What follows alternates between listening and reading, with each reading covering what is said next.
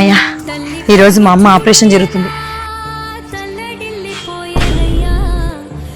ఏరా ఫోన్ చేస్తే ఎత్తవు, ఇంటికాడ వస్తే ఇంట్లో ఉండి లేనని చెప్పిస్తావా? మా పిల్లలు మీ ఆఫీస్కి పంపిస్తే ఇప్పుడు ఇటుకు వస్తావా? అయినా ఏంది నువ్వు ఇట్లా మాట్లాడుతున్నావు? సాయంత్రం లోపల అన్న పైసలతో సహా కట్టకపోతే మీ ఇంటికాడికి వచ్చి రచ్చ రచ్చ చేస్తా. మా అమ్మ ఆపరేషన్ సక్సెస్ కావాలి. ఇరాకి నేను సాయంత్రం లోపల డబ్బులు కట్టకపోతే నేను బతికినా చచ్చినట్టే సమానం. దేవుడా ఏం చేయాలో నాకు అర్థం కావడం లేదు.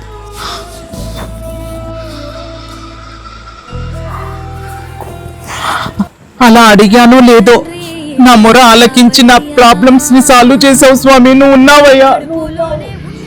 డబ్బు తెస్తానలేవే, టెన్షన్ పడకు. కౌంటర్లో కట్టేస్తాలే.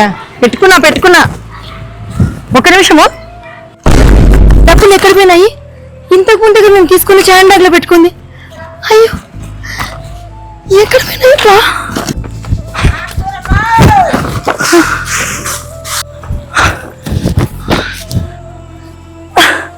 ఎక్కడ పోగొట్టుకున్నానబ్బా?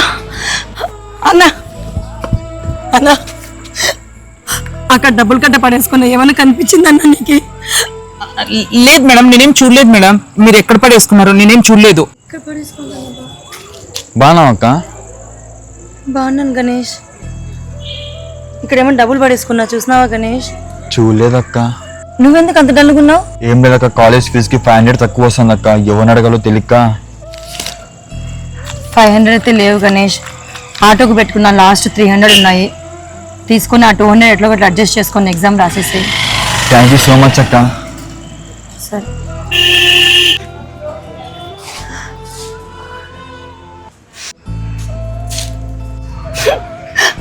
అమ్మ ఆపరేషన్ కోసం దాచుకున్న డబ్బులు ఎక్కడికి పోయినాయో తెలియదు. సిక్కుముళ్ళు గప్పి రంగులీనుతున్న లోకమంటే పెద్ద నాటకమే, తెలియకనే సాగే కథనం. నా స్వార్థము ఒకరి ప్రాణమా? నాకు ఈ డబ్బు వద్దు మేడం. ఇందాక మీరు డబ్బులు పోగొట్టుకున్నారన్నారు కదా, అక్కడ పడి ఉంటే నేను తీసుకుని వస్తున్నాను మేడం. నిజంగా దేవుని రూపంలో వచ్చినావున్నా, చాలా థ్యాంక్స్ అన్నా. దేవుడా నువ్వు ఉన్నావయ్యా, అమ్మని బ్రతికించా.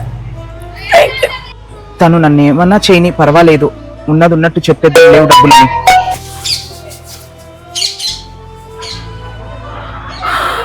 నా ముందు బాకి రావాల్సినది 3 లక్షలు వచ్చినాయా? నీతి నిజాయితీ ఉన్న వాళ్ళ నా భగవంతుడు ఎప్పుడూ కాపాడుతుంటాడు. ఆయనకు అన్నీ తెలుసు, ఎవరికి ఎప్పుడు ఇవ్వాలి, ఏం చేయాలి అని. వీడియో మీద మీ అభిప్రాయాన్ని తెలపండి. అలాగే మహితా తెలుగమ్మ యూట్యూబ్ ఛానల్ని ఫాలో కండి. Thank you.